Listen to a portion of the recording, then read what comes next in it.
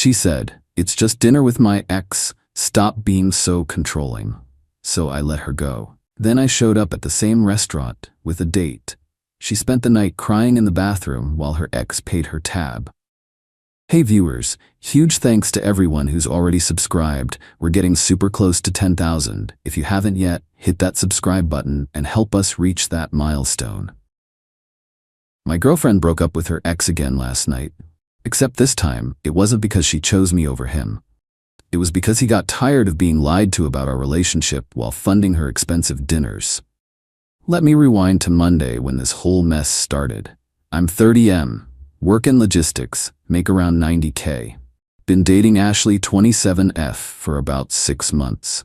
She works at a marketing agency, always talking about client relationships and industry networking. Ashley has this ex named Kevin, who she dated for 3 years before me.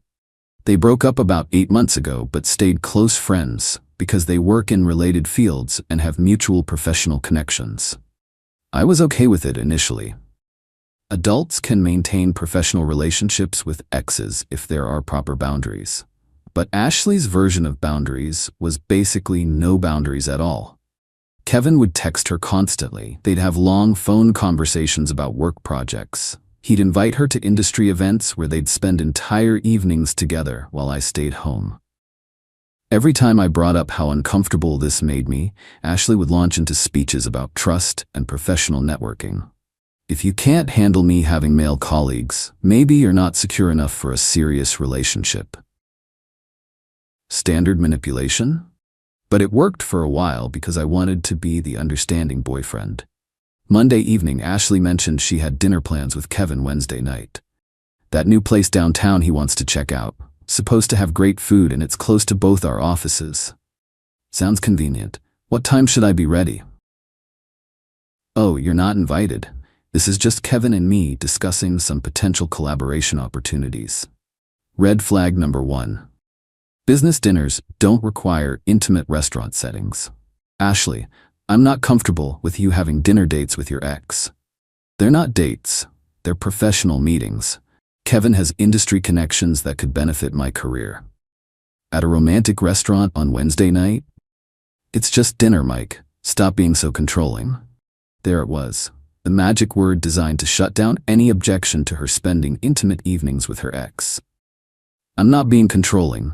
I'm being a boyfriend who doesn't want his girlfriend going on dinner dates with her ex. Well, I'm going anyway. I won't let your insecurities damage my professional relationships. That night, I decided if Ashley wanted to have dinner with Kevin so badly, I wouldn't stop her. But I also wasn't going to sit home like an idiot while she did it. Tuesday afternoon, I called Rachel, a woman I dated briefly before Ashley and I became exclusive. We'd stayed friendly, exchanging occasional texts about work or shared interests. Hey Rachel, I know this is short notice, but are you free tomorrow evening? There's this place downtown I've been wanting to try. Sure, that sounds nice. Casual dinner, or are we calling this a date? Let's call it dinner and see how it goes. Fair enough, text me the details. Rachel works in finance, drives a nice car, always looks put together. Exactly the kind of woman who would complicate Ashley's evening if we happened to cross paths. Wednesday morning, Ashley spent extra time getting ready for her business meeting with Kevin. Professional blazer over a low-cut top, expensive perfume, hair and makeup that took over an hour. Have fun at your work dinner, I said as she was leaving. It's not a work dinner, it's a networking opportunity. Right. Professional collaboration at a romantic restaurant. Very businesslike. Mike, don't start this again. I'm not starting anything. Have a productive meeting. She left around 6:30. I picked up Rachel at 7. So what's the real story here? Rachel asked as we drove downtown. This feels like more than just wanting to try a new restaurant. My girlfriend is having dinner with her ex tonight, claims it's professional networking. And now you're demonstrating that you can network too? Something like that. I'm fine being your networking partner as long as the food is good. I appreciated Rachel's directness. The restaurant was busier than I expected for a Wednesday night. Professional crowd, business casual atmosphere, the kind of place that could legitimately host work dinners. We got seated around 7:45. I started casually scanning the dining room while pretending to study the menu. Spotted them about 10 minutes later. Ashley and Kevin at a corner table, leaning in close over their menus. She was laughing at whatever he was saying, occasionally touching his arm during conversation. Very professional networking behavior. "Is that them?" Rachel asked, following my gaze discreetly. Corner table by the window. They look comfortable together. 6 months of professional collaboration after a 3-year relationship. Very platonic. Rachel observed them briefly. "Want to make this interesting? What do you have in mind? Let's show them what actual dinner between friends looks like." Update 1. The encounter. Rachel and I ordered drinks and started having genuine conversation. Nothing forced or performative, just two people catching up over dinner. Rachel is naturally engaging and funny. Easy to talk with, easy to look interested in her stories. We discussed work, travel, books we'd been reading. About 30 minutes into dinner, Ashley glanced around the restaurant and spotted us. I watched her expression change from casual dining mood to confusion to something approaching panic. She leaned over to say something to Kevin, who turned to look in our direction. "She sees us," I told Rachel. "How's she handling it?" "Not well. She looks like she wants to come over but doesn't know what excuse to use." "Perfect. Let's just enjoy our dinner." We continued our conversation while Ashley kept stealing glances at our table. Each time she looked more agitated while Kevin seemed focused on whatever business topic they were supposedly discussing. Around 8:30, Ashley excused herself from her table. I watched her walk toward the restroom area, phone already in her hand. 3 minutes later, my phone buzzed. "Why are you here?" I showed Rachel the message. "Should I respond?" "Keep it simple and honest," I replied. "Having dinner. Food's excellent here." "With who?" "Rachel. You remember her." "This is inappropriate." "Why? You said dinner with friends is normal. That's what we're doing." "That's completely different." "How is it different?" No immediate response. When Ashley returned to her table, her eyes were slightly red. She sat down with Kevin but kept glancing over at us throughout the rest of their meal. Kevin seemed to notice her distraction and started looking uncomfortable with whatever conversation they were having. Around 9:15, Kevin signaled for the check.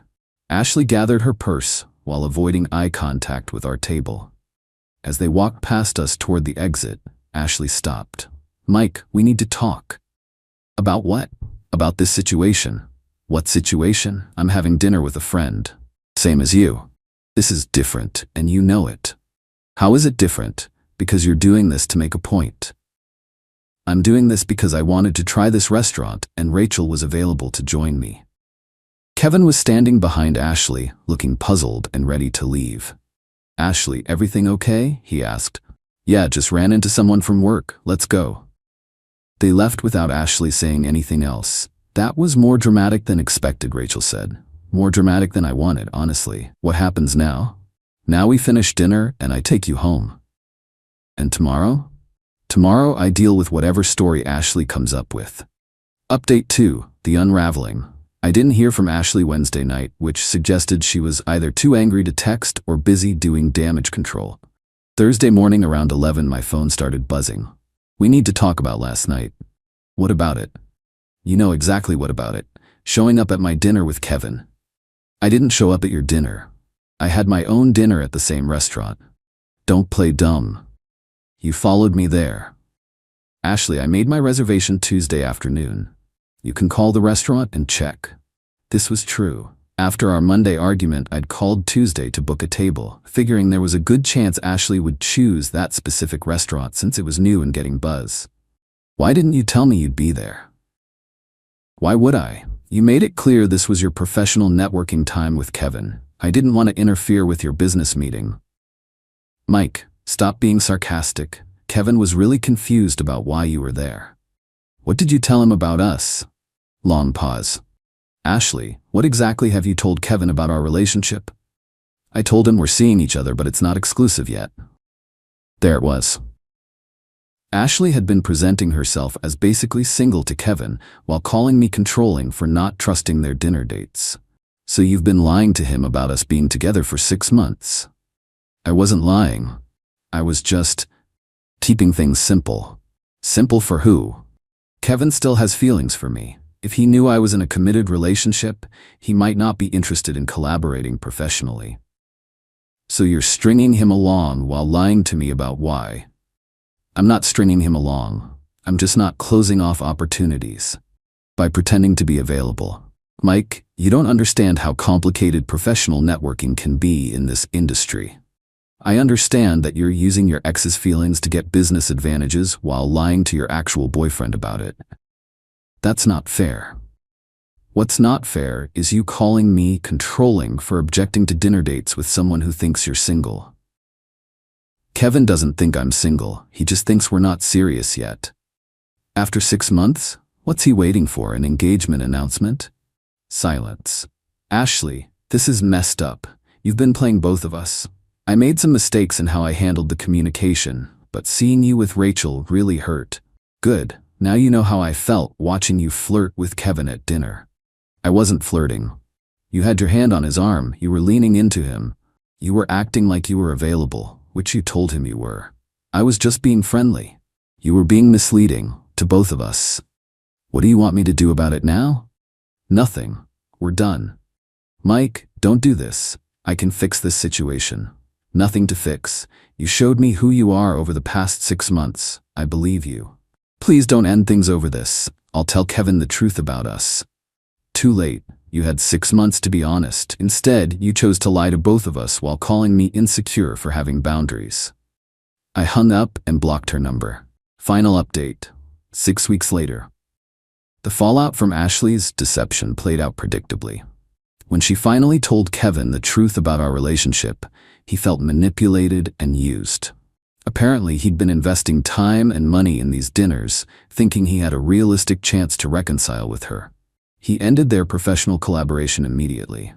No more industry connections, no more business opportunities, no more expensive dinners. Ashley tried reaching out through mutual friends for the first few weeks. Same story every time. She'd made communication mistakes but learned from them. She was ready to be completely honest now. She wanted another chance. Too little, too late. Her networking strategy backfired professionally as well. When Kevin mentioned to a few mutual contacts that Ashley had misrepresented her relationship status during their business discussions, it raised questions about her trustworthiness in professional settings. Rachel and I started dating again officially. Turns out spending time with someone who doesn't manipulate their ex for career advancement is refreshing. Ashley's friends initially tried guilt trips about me being unforgiving and vindictive. When I explained that she'd been lying to both Kevin and me while using his feelings for professional gain, they stopped defending her behavior. Last update I got was that Ashley was still single and had lost the professional opportunities she'd been cultivating through Kevin's network. Turns out business relationships work better when they're based on honesty instead of romantic manipulation. The revenge wasn't elaborate or dramatic. It was just being honest about my own situation while she was being dishonest about hers. Ashley wanted to maintain her ex's romantic interest for professional benefits while keeping me around for relationship stability. She thought she could manage both by lying to everyone involved. Instead, she learned that deception has consequences, especially when the people you're deceiving end up in the same restaurant. The dinner at the restaurant forced Ashley to confront the reality that her boyfriend wasn't going to stay home while she pursued professional advantages through romantic deception. More importantly, it reminded me what healthy relationships look like. Straightforward communication instead of manipulation and lies. Ashley called me controlling for not wanting her to have business dinners with her ex. But I wasn't trying to control her choices. I was just making it clear that dishonest choices have consequences. She chose to mislead Kevin about being available. She chose to lie to me about the nature of their relationship.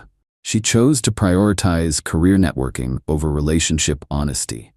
Those choices cost her both the professional opportunities and the personal relationship she was trying to protect through deception. Perfect example of what happens when you try to manipulate multiple people simultaneously. Eventually, the truth surfaces, and nobody wants to be manipulated.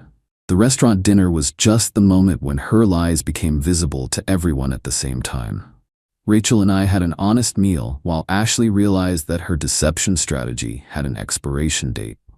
Kevin paid her dinner tab that night, but it was the last time he'd be funding professional networking with someone who'd been lying about her availability for months. Sometimes the best response to manipulation is just living honestly while the manipulator deals with the consequences of their choices. Ashley learned that secure men don't try to control their girlfriend's professional relationships. They just make their own relationship choices based on honesty and let the truth handle the rest.